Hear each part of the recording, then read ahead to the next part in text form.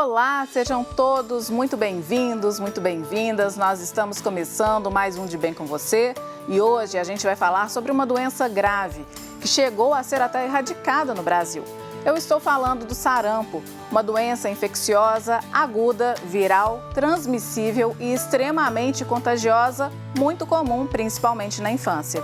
Fique com a gente e saiba mais sobre esse problema que voltou a preocupar profissionais e autoridades de saúde.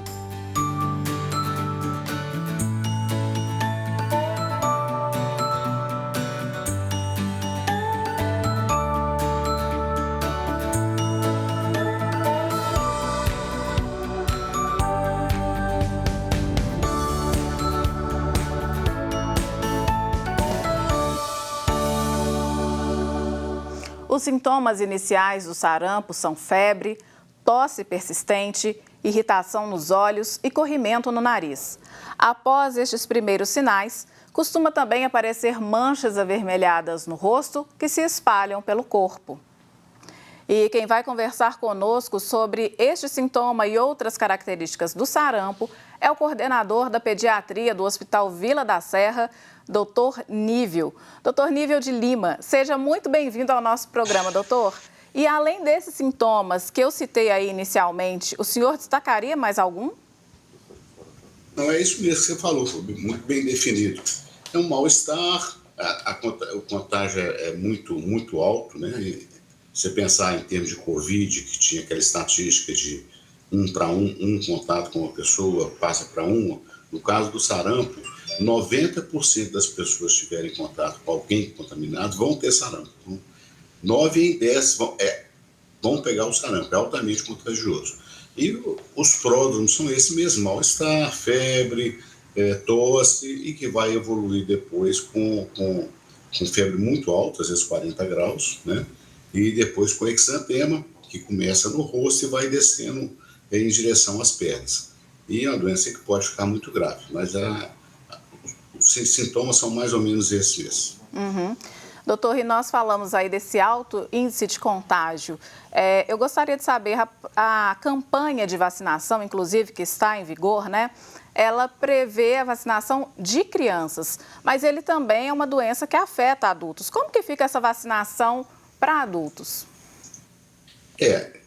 Calcula-se que quem nasceu antes de 1960 tenha tido sarampo, que foi quando começou a ser usada a vacina. Então, as pessoas têm imunidade para o resto da vida. Então, pode ser que tenha adultos que não tiveram sarampo. E que o sarampo no adulto é muito mais grave, muito mais grave. Então, agora está prevista a vacinação de crianças e profissionais da saúde, certo?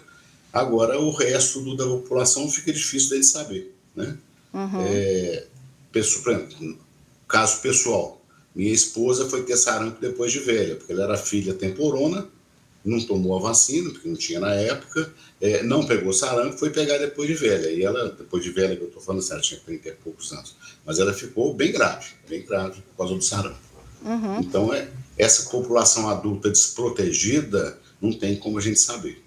Exatamente. Eu faço essa pergunta justamente porque, após a erradicação do sarampo aqui no Brasil em 2016, vieram alguns casos que seriam casos importados. E eu suponho que tenham vindo de adultos e atingem principalmente as crianças, né, que são as mais vulneráveis se não tiverem com a vacinação em dia. Com certeza. Eu já tenho um tempo maior de pediatria, eu vi muita criança morrer de sarampo, muita. Principalmente pneumonia, encefalite por sarampo. Então, assim, você falou, 2016 foi erradicada, mas de lá para cá, com a diminuição da vacinação, da taxa de vacinação, começaram a aparecer casos, não só no Brasil, no mundo inteiro. Calcula-se que tenha tido, nos últimos anos no mundo, em torno de 25 milhões de óbitos por sarampo, principalmente na África. Então, não é brincadeira não, né? Então, tem que realmente incentivar muito a vacinação, que a população em geral está deixando a vacinação de lado e não pode acontecer isso de jeito nenhum. E, doutor, o senhor falou aí do tempo que o senhor tem de carreira. As pessoas hoje em dia estão mais resistentes à vacina do que antigamente? Houve alguma mudança de alguns tempos para cá? Com certeza. Principalmente o brasileiro sempre teve uma cultura de vacinação muito grande, né? Assim, passou no posto de saúde, tinha uma fila, entrava na fila para tomar a vacina, fosse qual fosse, nunca tivemos problema. Eu lembro que eu participei da primeira campanha de vacinação de pólio que existiu no Brasil. Todo mundo vacinou, todo mundo vacinava, não tinha o menor problema. Agora, com essas novas filosofias aí, tem até a teoria dos 3 Cs, que é a confiança, que a população começa a perder a confiança nas vacinas por causa dessas campanhas de pessoas que, de alguma maneira, vão ganhar dinheiro com isso, porque são as pessoas que incentivam a imunidade natural, alimentação, que é claro que tudo é importante, mas a vacina também é importante. Então, seria a confiança, a complacência, que a pessoa não vai ter muita vontade de vacinar, vai deixar, isso não é tão grave isso não preocupa com isso não. E vai deixando, e o trem vai só complicando. Então, é muito sério isso. Tá? Uhum. Nós temos que voltar à nossa cultura de vacina, que no Brasil sempre foi muito forte. Sim. E o senhor disse aí das questões relacionadas às crianças que morreram de sarampo, ou por uma pneumonia, uma encefalite. Acho que hoje está muito fresco esse exemplo para a gente da Covid, e aí eu queria que o senhor explicasse, trazendo isso para o universo do sarampo, como que as crianças morriam de sarampo ou morriam de complicações do sarampo? Como que era isso? De complicações, na verdade, né? Que o sarampo é uma virose e que cai muito a imunidade da criança, tá certo? Uhum. E as complicações seriam otite, infecção do ouvido, né? As pneumonias, as encefalites, as meningites, essas complicações é que levariam ao óbito. Sim. Doutor, e hoje em dia que a gente tem aí uma gama de doenças e tudo, e o sarampo ficou menos comum nas últimas décadas, nos últimos anos, quando uma criança apresenta os primeiros sintomas, ainda hoje os pais ou os responsáveis confundem esses sintomas com os de outras doenças? Com certeza, até os pediatras. A maioria Isso dos pediatras... atrasa o bom desenvolvimento, né, o bom tratamento da doença? Na verdade, não, porque não tem tratamento, né? Teria que tomar o tratamento seria hidratação, um tratamento geral, como qualquer virose, tá? Não tem um tratamento específico de medicamento para sarampo, tá? Agora, se você está sabendo que é um sarampo, primeira providência é isolar essa criança de outras pessoas, né? Criança ou adulto, né? Para evitar o contágio. E hidratar, se for o caso, internar para colocar hidratação venosa, observação frequente, e aí sim, se tiver uma complicação, a detecção precoce dessa complicação. Aí sim, aí iria atrasar o tratamento. Você está acompanhando uma criança, ela começa com sintomas de pneumonia, por exemplo, você já faz os exames, faz tudo, constata a pneumonia, você começa a tratar, porque essa pneumonia é secundária, não é devida ao sarampo, é uma bactéria oportunista. Há uma grande diferença entre os sintomas manifestados durante a infância e durante a vida adulta? Não, mais ou menos a mesma coisa, só que é mais grave. Febre Sim. mais alta, prostração intensa em adulto. O adulto fica muito prostrado, aí não consegue alimentar, não consegue se hidratar, então piora mais ainda o quadro e a imunidade vai caindo e a chance de ter uma infecção secundária aumenta. E qual que é o período de contágio? Antes de apresentar sintoma, de 5 a 6 dias antes, a pessoa já está transmitindo o sarampo e pode transmitir até 14 dias depois que já estiver curado do sarampo. Então, uma pessoa que tem sarampo já está transmitindo sem ter nenhum sintoma. Uhum. E aí, falando dessa questão da dificuldade, às vezes, de se identificar a doença, ela é identificada por exame clínico ou é preciso um exame laboratorial? Não, pelo exame clínico tem uma maneira fácil. Quando aparece o sarampo, 2 dias antes de aparecer o exantema mesmo, aparece umas manchinhas brancas na bochecha, que são as manchas de Koplik. São as manchinhas azuis num fundo vermelho, azuladas num fundo vermelho. E esse sinal é assim, fecha o diagnóstico de sarampo, é o que a gente chama de patognomônico. Tá? Uhum. Então, se você consegue ver isso, você fecha o diagnóstico. Só que atualmente quase ninguém dos médicos mais novos, deixa eu te falar, eu tenho 40 anos de pediatria, então assim, E é o que você falou, começou a voltar em 2016. Então tem muitos médicos, muitos pediatras que nunca viram um sarampo ou uma mancha de copo. E é uma mancha bem sutil. A gente tem que ter uma certa experiência para ver. Mas você vai em qualquer livro, texto, na internet, tem lá como é que é a manchinha. Mas é diferente de você ver ao vivo, né? Com essa manchinha você faz o diagnóstico. Se você não tiver essa manchinha, que em 20% dos casos não aparece, aí você teria que fazer os exames laboratoriais. Uma dosagem de imunoglobulina IgG e IgM para sarampo, ou mesmo a reação de PCR para poder identificar o vírus do sarampo. Eu gostaria de voltar mais uma vez na questão dos adultos, já que convivem com as crianças, né? O senhor falou que quem nasceu antes de 1960, entende-se que teve sarampo. Ok. Sim. Estas pessoas e as que nasceram depois, deveriam tomar uma dose de reforço ou já que tiveram, estão imunizadas e não correm o risco de transmitir, ainda que estejam em um país, né, tenham tido contato com alguém que tenha tido? Se tiver algum surto de sarampo em algum lugar, eu acho que provavelmente vai ser necessário ter uma campanha de vacina para adulto também, tá? Que não é o nosso caso ainda. E a ideia é que não seja o nosso caso. Tá? Se a gente conseguir vacinar as crianças efetivamente, nós vamos evitar um surto de sarampo. Tá? Onde não tem a vacinação é que é mais perigoso.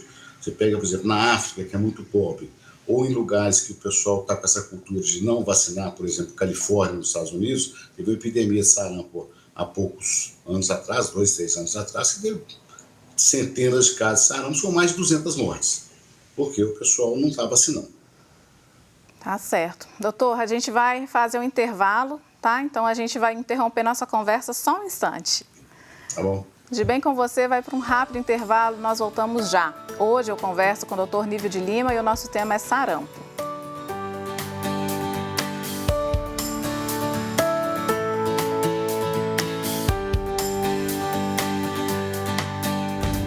Estamos de volta com De Bem com Você e eu quero te lembrar sobre este código que fica na tela ao longo do nosso programa. Se você for com o seu celular até ele, será direcionado para a página da campanha dos devotos de Nossa Senhora da Piedade. Lá você conhece todas as campanhas que ajudam as obras da nossa arquidiocese. E se puder, faça parte. Hoje o De Bem com Você está falando sobre sarampo. E para comentar o assunto, eu converso com o pediatra Nívio Gil de Lima. Doutor, eu gostaria de saber como que ficou essa questão da vacinação para sarampo durante essa pandemia, né? Isso derrubou os índices de vacinação, trouxe novos casos. Como que o senhor avalia isso? Com certeza. Aliás, eu tinha falado no bloco anterior com você dos 3 Cs, que é confiança, confiança e faltou conveniência. O que é a conveniência? Como é que eu vou no posto de saúde se o posto de saúde funciona só de dia e eu trabalho? Então, o trabalhador tem dificuldade para chegar no posto de saúde. Então, vem a pandemia, todo mundo ficou isolado. Então, a taxa de vacinação caiu globalmente. Todas as vacinas caíram muito. Tá? Então, tem que começar de novo essas campanhas para poder levar os pais a levarem as crianças para a vacinação. Porque foi um problema muito sério que aconteceu durante a pandemia. O outro problema que está refletindo muito agora é a questão das doenças respiratórias, que nós estamos agora com uma epidemia em Belo Horizonte também. Por quê? As crianças ficaram um ano e quase 2 anos fora da escolinha. A hora que voltaram agora, os hospitais estão lotados de crianças com problemas respiratórios. Por quê? Ficaram 2 anos isolados e agora estão encontrando com os coleguinhas e estão trocando os vírus todos. Então, assim, a Covid atrapalhou muito a vacinação no Brasil. E para essa questão da conveniência, né? O que o senhor fala para os pais quando eles alegam isso? A gente tem que estimular, levar no posto de saúde, dá um jeito, pede uma licença do trabalho para levar as crianças, né? Agora, outra coisa também, igual está tendo agora, está tendo campanha sábado, está tendo campanha domingo, então isso aí ajuda muito, é o que o Estado pode fazer para poder ajudar essa vacinação. E, doutor, se eu não me engano, a primeira dose é dada no primeiro ano, quando a criança faz 1 ano de vida, né? Antes disso, ela é protegida pelo leite materno, pelos anticorpos da mãe? Tem uma certa proteção pelo leite materno, pelos anticorpos da mãe, e a vacina não deve ser dada antes dos 6 meses de idade. Então, a criança, a partir dos 6 meses, se tiver um local que tenha muito sarampo, ela pode ser vacinada. Agora, a dose normal é em torno de 12 meses de vida, com reforço aos 15 meses. E a vacina tríplice ou a tétrade viral, que a tríplice seria sarampo, cachumba e rubéola, e a quádrupla associaria a varicela, que é a catapora. Sim. O senhor falou aí da questão, anteriormente, dessa questão de complicações do sarampo. Essas complicações, elas são mais comuns em crianças, imagino, né, com baixa imunidade e tudo mais. Existe um perfil de paciente que evolui para essas complicações ou não necessariamente? Não, o paciente que é imunodeprimido, realmente você tem que tomar mais cuidado. Então, o paciente que já tem um diagnóstico de alguma imunodepressão, alguma coisa assim, em adultos, por exemplo, HIV, algumas doenças que caem a imunidade, você tem que preocupar mais, tá? Mas assim, a criança normal não. Antigamente era muito mais grave, porque nós tínhamos muita desnutrição no Brasil, que hoje, felizmente, já está mais controlado. A gente não vê mais tanta desnutrição quanto a gente via antigamente. Mas, pelo contrário, agora nós estamos para o outro lado, o lado da obesidade. Então, outra preocupação. Mas, assim, a preocupação seria realmente a imunodepressão. Doutor, o senhor está falando aí do sarampo, mas tem tantas outras questões em volta disso, envolvendo a saúde das crianças, né? A questão da obesidade, a gente já tratou aqui no nosso programa, a obesidade infantil, e isso realmente tem sido um fator de risco para todas as doenças, né? Que o senhor tem percebido isso? A obesidade, na verdade, vai refletir mais na vida adulta, né? Porque aí você vai refletir na criança obesa, vai gerar um adulto... Aliás, não existe criança obesa, existe família obesa. Você tem que tratar, na verdade, da família inteira. Você vai ver que a família toda é obesa e a criança vai junto. Aí você tem que preocupar com a idade adulta, que ela vai evoluir com mais doenças crônicas, como hipertensão, diabetes, e todas as doenças que são vinculadas à obesidade. Então, o tratamento atual é da família inteira, é a família obesa. E nesses 40 anos aí de profissão, como é que foi essa evolução dessas famílias obesas? A evolução mundial, né? É uma evolução de alimentação muito, muito calórica e de comidas de fast food, e as famílias perderam muito em termos de exercício físico. O grande vínculo familiar é de sair para comer junto, para jantar junto, para almoçar junto, em vez de sair para correr junto, nadar junto. Então foi mudando o perfil, não é no Brasil não, no mundo inteiro. No mundo inteiro. E o senhor dizendo isso, eu fico pensando também que tem muitas crianças e familiares que têm aquele corpo aparentemente magro, mas não significa que é um corpo saudável, né? Com certeza, com certeza. Você tem que ter não é não ter só obesidade de peso, não, né? Você tem que ter exercício físico, uma vida ativa, né? Para poder ter uma vida saudável. Né? Tá certo. Bom, então a gente vai dar uma pausa aqui no De Bem com Você. Hoje a gente está conversando sobre sarampo, mas tem várias outras questões aí referentes à saúde das crianças e a gente vai seguir conversando na volta com o Dr. Nívio de Lima.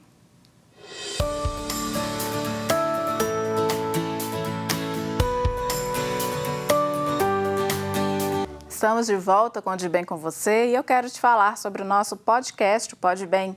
Nós estamos no Spotify, então agora você não tem desculpa, pode nos ouvir onde e quando quiser. Reforçando, o nosso podcast, o Pode Bem, pode ser acessado lá no Spotify, tá bom? E hoje a gente está falando aqui sobre sarampo e outras doenças, né, que afetam as crianças. E conversa aqui conosco o pediatra Nívio Lima. Doutor Nívio, a gente falou anteriormente, né, vamos deixar então um pouco dessa questão do sarampo de lado, mas a gente falou anteriormente sobre essa questão da obesidade, da família obesa. Isso antecipa a entrada dessas crianças na puberdade? E caso antecipe, né, quais são as consequências disso no futuro? Não pode antecipar, sim. E as consequências vão ter várias consequências, às vezes dificuldade em engravidar das meninas, e várias outras consequências, mas pode antecipar sim. Não é muito comum, mas pode acontecer. Agora, uma preocupação maior realmente são as doenças crônicas, a hipertensão e diabetes principalmente. E por que isso pode ser antecipado, né, essa puberdade? Distúrbio hormonal, né? Você com obesidade, você tem um distúrbio hormonal global. Tá? Você tem uma doença, a obesidade vai gerar uma transformação de todos os hormônios do corpo. Tá? Então vai alterar esse funcionamento e você vê que atualmente muitas meninas estão tendo a menarca, ou seja, tendo a primeira menstruação mais precoce. Né? Está sendo cada vez mais comum a antecipação da menarca. Ao longo aí da sua carreira, o que houve de mudança nos problemas, nas doenças que apareciam anteriormente, até mesmo por falta de políticas públicas e vacinas, e do que existe hoje, né? Qual que é o perfil da criança nos últimos 40 anos? A pediatria melhorou muito, né? Porque principalmente há uma mudança de sistema de saúde, na verdade. Porque antigamente nós tínhamos muitos hospitais pediátricos com um movimento muito grande, mas tínhamos muito poucos centros de saúde periféricos.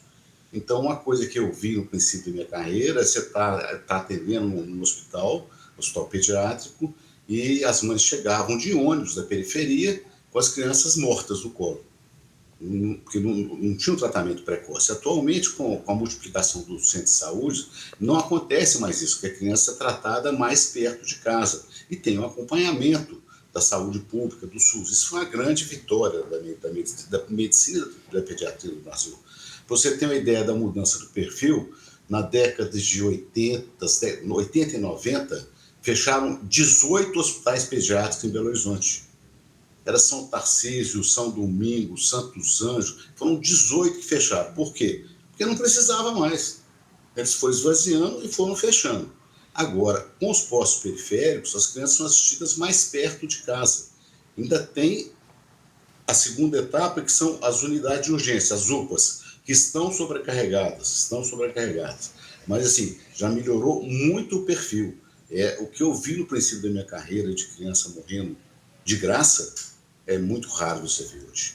E talvez, né, doutor, até por uma falta de um pré-natal eficiente, não dava para imaginar, prever o que aquela criança podia ter ao nascer, né?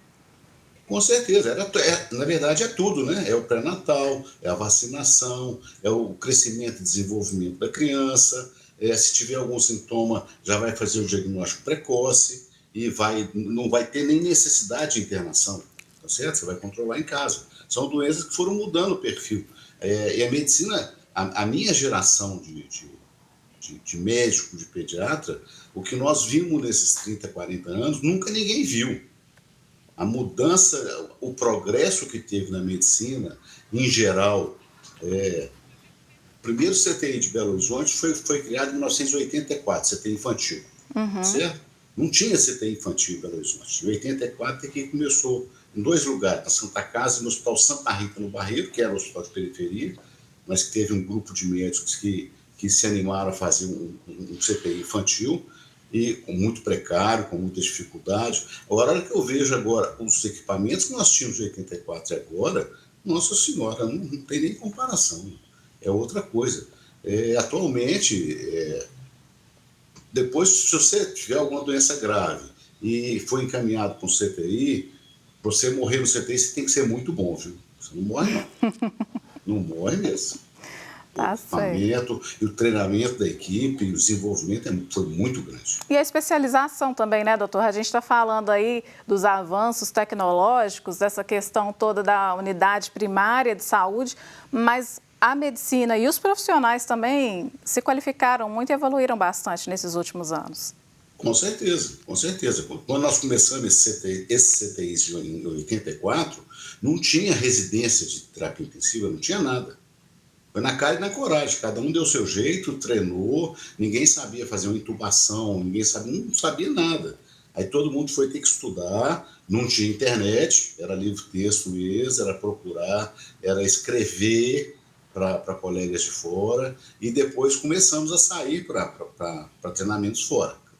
Quase todos da equipe saíram para os Estados Unidos, para a Europa, Eu era desse grupo do Santa Rita, eu fui para os Estados Unidos, alguns colegas dos Estados Unidos, alguns foram para a França, para Tours, uma cidade que tinha um centro de tratamento intensivo muito forte, e aí começamos a melhorar e a investir realmente em treinamento e começamos a replicar isso para os nossos residentes. Nós criamos um programa de residentes, já formamos dezenas de residentes ao longo dos anos e que realmente agora são muito bem treinados. Graças a Deus são muito melhores que nós.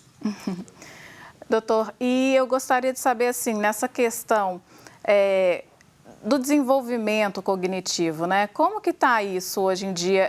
As crianças, principalmente por esse período pandêmico que a gente passou e ainda vive, eu vejo que todos foram atingidos por isso em alguma medida, as crianças até um pouco mais, e eu acho que mais complicado ainda no caso delas, porque elas não vão saber se expressar como nós. E mesmo que elas consigam se expressar de alguma maneira, o adulto ainda pode não compreender isso. Qual que é esse prejuízo mental que ficou aí para as crianças e como que isso pode afetar até na saúde física? Esse prejuízo foi global, né? Na verdade, nós todos fomos muito prejudicados nesses praticamente 2 anos, né?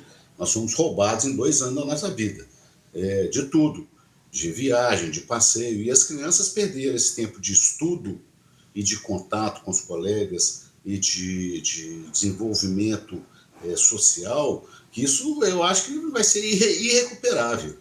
Não tem como recuperar, isso é uma perda muito grande. As crianças perderam 1 ano de vida educacional, elas perderam. O social, com certeza, perderam. Como é que vai ser?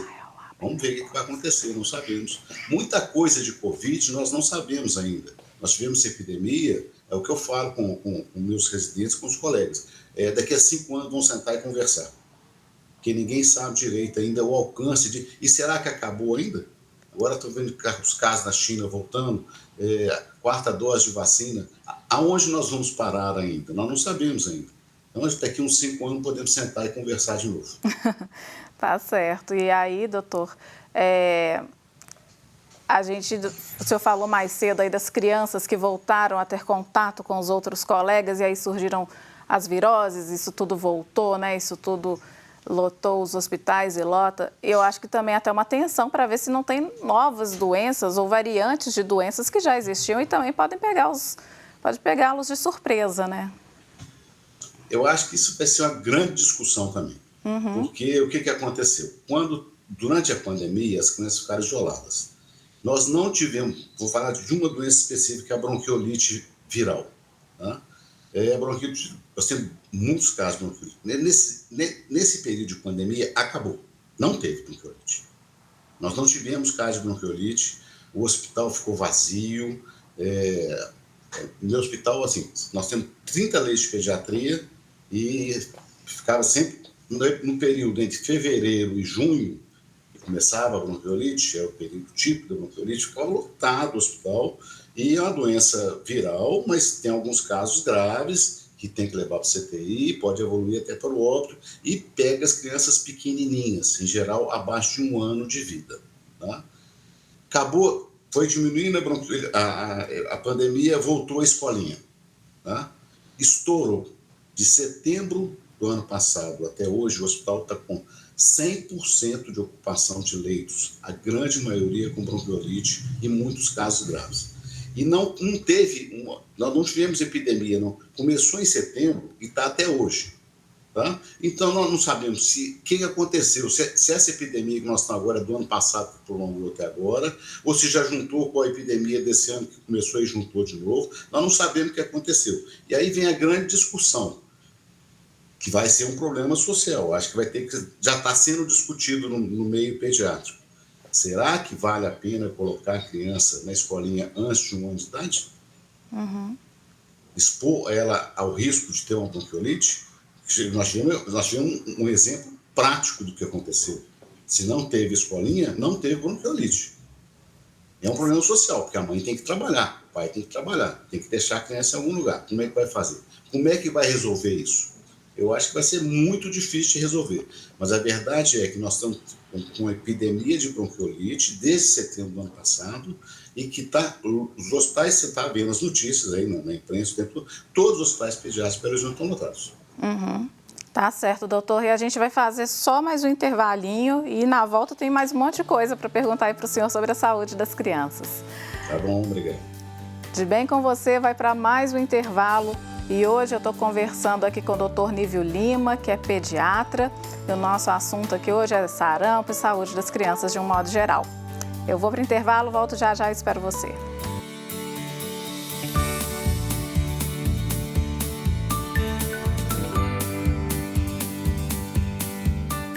De Bem com Você já está de volta e a gente conversa aqui com o doutor Nívio Lima, pediatra, e ele está falando com a gente aqui sobre a saúde da criança de um modo geral. Doutor, eu quero fazer uma pergunta. O senhor falou aí que os hospitais, os pronto-atendimentos estão lotados por causa da bronquiolite. Mas eu queria saber também uma coisa, que o senhor me confirmasse isso na condição de pediatra. Tem faltado também médicos pediatras hoje em dia? É uma especialidade que está em queda, de certa forma? Atualmente, não. É engraçado que até, vamos supor, 10 anos atrás, realmente estava faltando muito pediatra. Tanto que fecharam todas as residências de Belo Horizonte. Residência do Hospital Felício Roxo, várias residências fecharam por falta de interesse dos médicos em fazer pediatria. Mas de uns 10, 15 anos para cá, voltaram as residências, tá? Várias residências novas, então nós estamos formando muito pediatras agora. Está tendo uma inversão. Uma outra inversão que eu tenho visto no hospital é os médicos jovens fazendo clínica médica. Também eram especialidades clínicas que são menos bem remuneradas, caíram muito e agora estão voltando a crescer. Então a pediatria agora, formação de pediatra tá boa, tem muito pediatra no mercado, tem muito pediatra. Agora, o problema são as políticas de pagamento desse pediatra em saúde pública que não atrai esses profissionais para trabalhar em centros de saúde por causa do salário, e no interior é pior ainda, né? Eles não querem ir para o interior. Agora, eu tenho a impressão que isso vai modificar um pouco, porque está formando tanto médico agora que não vai ter onde colocar essa classe médica toda. Acho que até hoje medicina é um mercado que não tem desemprego, mas vai começar a ter. Está formando médicos demais. A gente formava 1.000 médicos por ano em Minas Gerais, agora são 10.000. Então é uma desproporção muito grande. Vai chegar um ponto que vai transbordar, não vai ter campo de trabalho para todo mundo. Doutor, o que me preocupa nessa sua fala, que realmente formam-se mais profissionais, mas qual que seria a qualidade desses profissionais? Porque hoje está pipocando faculdade de medicina em todos os lugares e, pelo que se vê, as pessoas pagam, mesmo as particulares, que são muito caras, né? Que entrar numa faculdade pública ainda não é para todos, mas aí eu queria saber isso, qual que é a preocupação de vocês também em relação a isso, não só essa possibilidade profissional, né, de sobrarem profissionais e faltarem vagas, mas também com a qualificação desses profissionais. Com certeza. Não vou falar genericamente, não, que tem faculdades particulares de excelente nível. Médicos saem muito bem formados, mas também tem muita faculdade que não tem condição de funcionamento.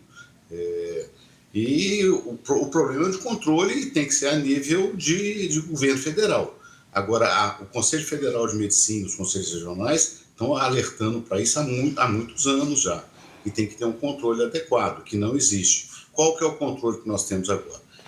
É o profissional, quando sair, fazer uma residência médica, tá certo? Mas também, vamos supor, você tem uma ideia, a residência de pediatria do Hospital Vila da Serra esse ano teve 350 candidatos para 5 vagas.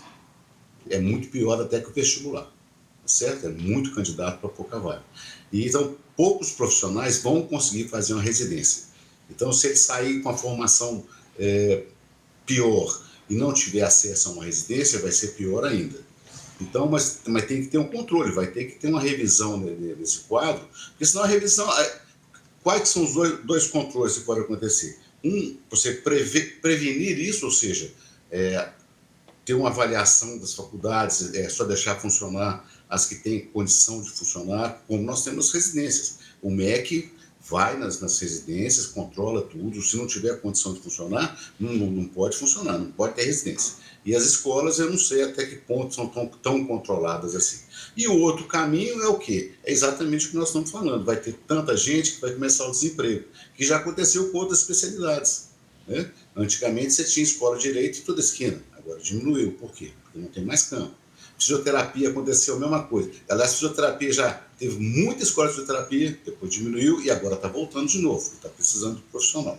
Então, é a questão de mercado. Então, são as duas maneiras de controlar. Uma por meio da fiscalização e a outra é o mercado que fiscaliza. Sim, e essa ida para o interior que o senhor falou, porque eu já tive uma experiência de morar no interior de Minas e com salários bons, inclusive, programa de saúde da família e outros programas que precisavam de especialistas, às vezes as prefeituras ofereciam até a casa, né, para o profissional, ele só recebia o salário mesmo, e nem assim conseguia profissional. Então, realmente, eu espero que hoje, com esse aumento, que esses profissionais tenham interesse, porque também se ficar aqui, ninguém vai conseguir trabalhar. Mas já está começando a ter um interesse, viu? Isso já está mudando. Para o interior de Minas, principalmente, está mudando muito. Porque, primeiro, que o interior de Minas está muito bom.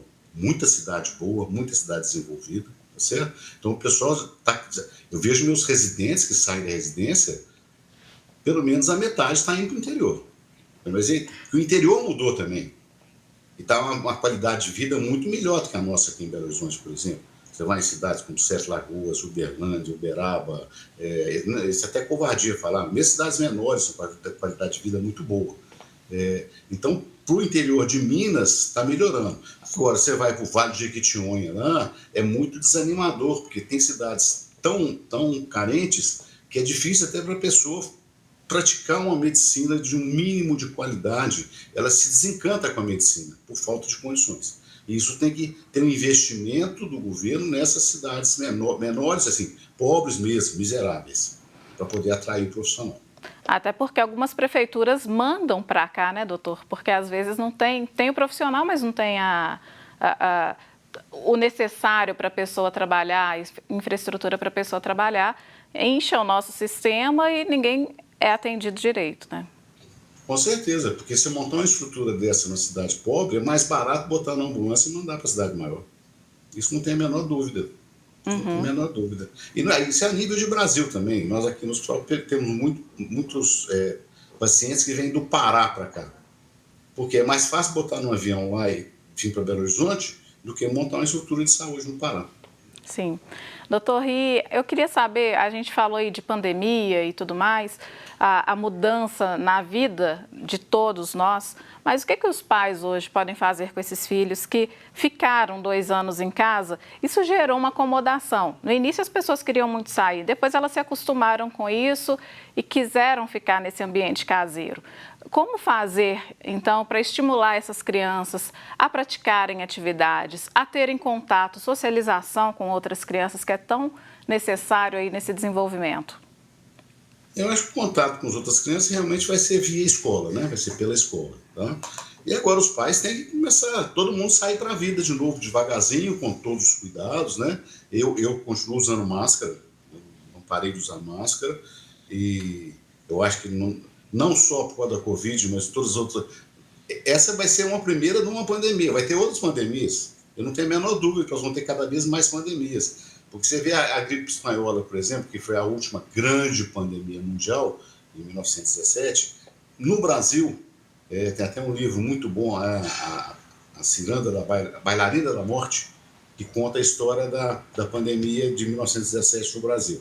Ela chegou em Recife e demorou 4 meses para chegar no Rio de Janeiro, e veio de navio, de porto em porto, até chegar no Rio. Tá? Hoje, em 12 horas, você está em qualquer lugar do mundo. Então, você começa com a virose na China, em 3 dias ela está no Brasil. Então, é um negócio muito rápido, não dá tempo, não tem tempo de reação para você se preparar. Apesar de, eu acho que a vitória da vacina contra a Covid, o desenvolvimento dessa vacina em 1 ano, foi uma outra coisa que eu estou falando. O que nós estamos vendo de progresso da medicina é um negócio espetacular. Você desenvolver uma vacina eficaz, não só uma, várias, em um ano, isso é um negócio espetacular. Controlar uma pandemia que matou milhões de pessoas, só no Brasil mais de 600 mil, com uma vacina em um ano, e você vê que o esquema de vacinação do Brasil é muito eficaz. Nós vacinamos muita gente em muito pouco tempo. Então, nós temos uma estrutura de vacinação muito boa. O que está faltando agora, então? É a pessoa se conscientizar que tem que vacinar. Já tem gente agora que está deixando a terceira dose para o lado, está pensando se vai tomar a quarta dose. Não, tem que tomar, não tem jeito. Tem trabalhos constatando que a quarta... Agora em Israel tem um trabalho recente, há 2 semanas atrás, que a quarta dose dá uma elevação de nível de proteção muito grande. Agora, o que vai acontecer? Talvez a gente tenha que tomar vacina contra a Covid todo ano. E outras viroses que vão aparecer depois dessa. Então, nós demoramos 100 anos para ter de uma pandemia para outra. A próxima vai ser daqui a quantos anos? 50? 10? 5? Não sei. Não tem jeito de saber. Mas podemos nos preparar. Eu vou continuar com a minha máscarazinha. Sim, podemos nos preparar e manter o cartão de vacinação em dia, adultos e crianças. Com certeza. Isso é o que nós podemos fazer de mais eficaz. A vacinação é imprescindível. Tem que vacinar e tem que ser 100% da população para poder proteger, gente. Não custa, não tem dificuldade. Os efeitos, não existe efeito colateral, é mínimo. Eu estou te falando de sarampo. Sarampo não, seria a vacina tríplice. É sarampo, cachumba e rubéola. É 1 em 1 milhão de pessoas vacinadas. Complicações, às vezes complicações leves. Então, acho que não tem justificativa para não vacinar. Tá certo. Eu conversei com o Dr. Nívio Lima, ele é coordenador da pediatria do Hospital Vila da Serra, em Belo Horizonte, Nova Lima. E, doutor Nívio, eu quero muito agradecer a sua participação. Esteja convidado para voltar ao nosso programa e outros programas aqui da TV Horizonte quando quiser. Quando vocês quiserem, estou à disposição de vocês, tá? Tá, Gostei ok. muito do bate-papo de hoje. Eu também, muito obrigada. Nada, tchau. Tchau, tchau. O programa de hoje está acabando, mas se você quiser sugerir um tema, já sabe, manda aquela mensagem lá no nosso WhatsApp, 31 99642 8473. Ou então, se preferir, vai lá no nosso Instagram, @debemcomvocê.tvh. Quer ouvir a gente? Tem o nosso podcast, Pode Bem. Eu te vejo na semana que vem. Até lá. Tchau, tchau.